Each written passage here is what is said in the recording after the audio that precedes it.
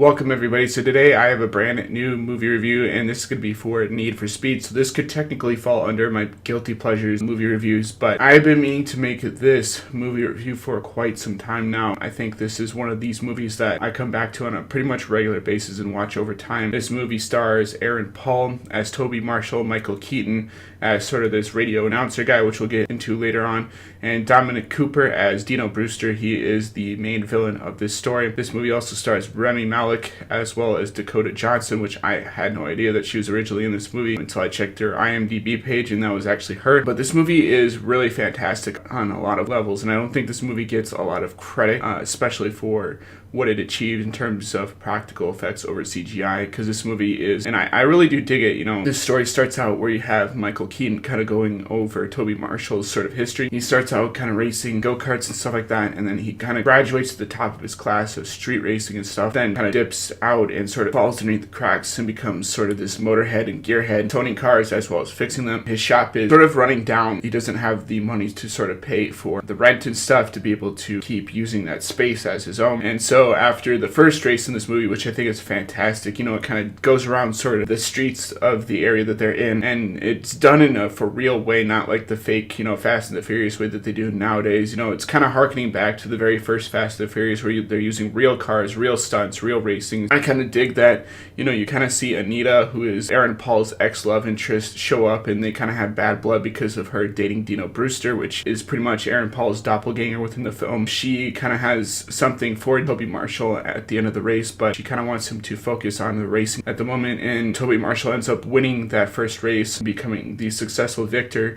And that's when Dino Brewster kind of comes along to him and asks him to build the Ford Shelby Cobra / Mustang that a lot of movies have kind of talked about. You know, this was kind of something that was a little bit hinted at in the XXX State of the Union, the Ford and Shelby Cobra car that they eventually drive in that film.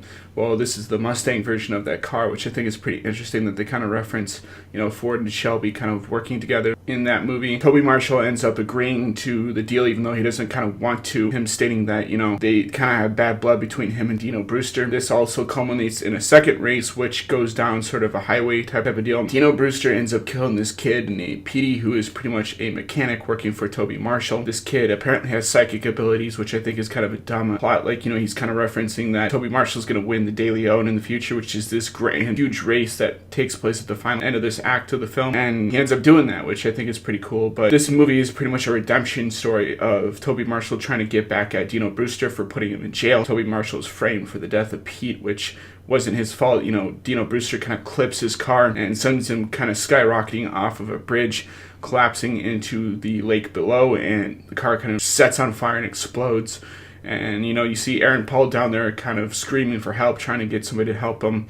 And nobody comes except for the police, who kind of frame Toby Marshall for murder. And this kind of comes back later on in the film, where you see Anita. She just broke up with Dino Brewster's character, and Toby Marshall's kind of like, Anita, why don't you just break up with him? And she's just like, I did. And then just kind of hands him over the ring. And Toby Marshall's kind of like, Anita, I need a car. And so she had Toby Marshall take Koenigsegg that they originally were racing in during this crash scene and race it in the final battle in the De Leon. I think this is a pretty cool movie on a lot of fronts. You know, this movie could have used, you know, complete CGI. It could have done the Fast and the Furious route of only using, you know, CGI for their race scenes, but they didn't. They chose to build practical vehicles. They got models for the Koenigsegg's for that whole entire race sequence on the highway, and they built those chassis and stuff, and they actually built the cars, which I think is fantastic, even though they weren't really out yet. These were sort of model cars that they used for this film, for the real ones that came out later. In the opening sequence where you see the cars racing down the streets, that's all done for real. There's an impressive action sequence when Dino Brewster sent like an entire mob boss of street racers after Toby Marshall, sort of a hit piece on him to kind of get him out of the De Leon, which is this huge kind of race that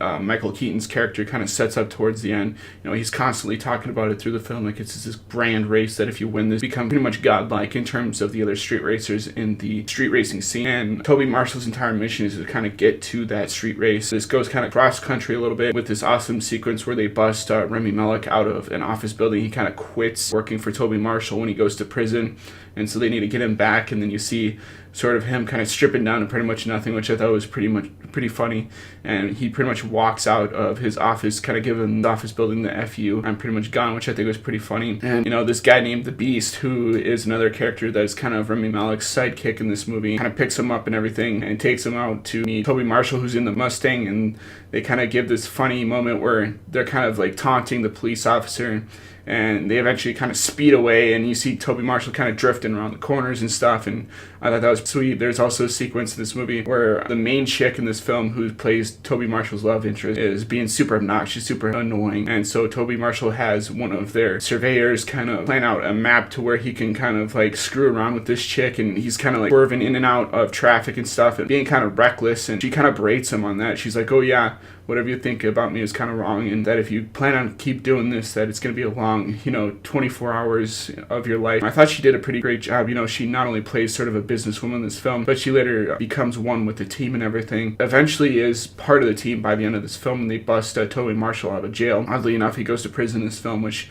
I don't think anybody saw that happening, but there's a lot of cool action sequences in this film. There's an action sequence where you see the Mustang kind of leap over a hillside and come crashing down, which is just unbelievable, but they had the vehicle kind of reinforced, so that was able to do that for that stunt. There's an action sequence at the beginning that's pretty balls to the walls. You have the street racers kind of racing each other in between alleyways and streets and stuff like that. And you have the end sequence where you have like the police officers kind of chasing them down, which is kind of like Need for Speed Most Wanted, where you have the officers kind of pursuing the street racers, and there's moments in this film where a car slams into another vehicle and kind of spins out of control midair and goes crashing down to the ground kind of near a bus and everything. You see kind of the kids' reaction inside the bus, which I think was pretty cool. The officers kind of interfering with the race, trying to slam vehicles into other vehicles. And then there's that one culminating moment in the film where Dino Brewster pretty much clips the side of a mountain, topples over, and then his vehicle collapses on top of the roof of the vehicle. It starts on fire, and Toby Marshall is about to win the race and tries to think about whether or not he's gonna do what he did to Pete,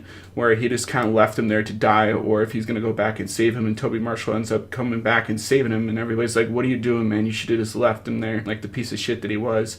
But, Toby Marshall has a little bit more morals than Dino Brewster, and he kind of saves them right after punching him, obviously. And the cops kind of taking Dino Brewster in, and then you kind of see at the end of this movie, Toby Marshall actually winning the race, which, spoiler alert if you haven't seen this movie, but you've had plenty of time to see this film, so I don't know why you haven't seen it yet, but I really do like it. I think the action sequences are great. I think some of the supporting characters have a lot of dialogue. I would have to give this movie a C+, mostly because the story is a little bit weak in some areas it kind of drops off. Kind of wanted to pick back up. I think the dialogue could have been a little bit more finessed and made a little bit better. Otherwise, it would have been a B for sure. But this is one of those movies that I happen to enjoy. I think this movie doesn't get enough credit for what it's trying to do. It's trying to be that alternative, like I said, the Fast and the Furious franchise, which by now has just gone completely batshit insane, which I love the Fast and the Furious franchise. I'll probably see the 9th movie whenever that decides to come out.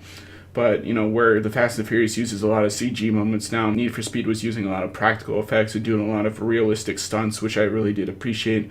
The music fits in with the tone of the film. There's moments in this movie where it picks up, like I said, where you see sort of a hit piece being put on Toby Marshall so that he won't win the De Leon. They filmed some of the sequences in sort of the set locations that they filmed Bullet in, which I think was pretty cool. They eventually go to San Francisco, where he has to meet with the guys in order to get a ticket to the race, and he also has to find a car. And that's also where Dino Brewster is at the moment, which Toby Marshall kind of confronts him and slams him up against a wall for kind of going out against Anita, as well as framing him for murder and everything. You kind of have a little bit of a love story in there between Toby Marshall as well as the new love interest in this film. There's still a little bit of tension between him and Anita because they used to date and everything. All the side characters have a lot to do in this film, and no one person is kind of giving more screen time than the other, which I like in the movies. Like, I think that if the supporting characters are really good, then the other actors are going to kind of bounce off with that. And I like that they kind of harken back to the Need for Speed games. At one point, you see Toby Marshall in the beginning of the film kind of playing in the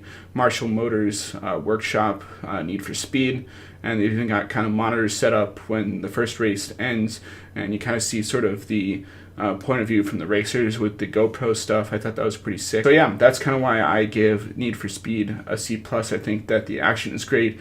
The story is kind of cool.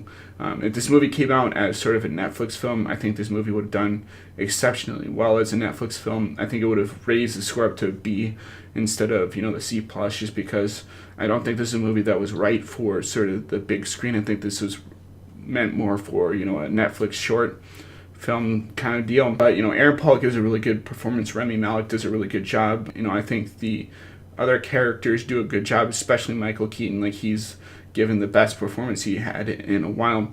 And I do want to talk about his movie, The Founder, which I'll probably do at some point in time and review that for my channel. But that is my opinions on Need for Speed. Hopefully you guys liked my review for that. I could go on and on about talking about this movie, but I think that you guys should definitely see this. Maybe buy it on Blu-ray, because I think you could probably find it pretty cheap on Blu-ray if it's not online somewhere.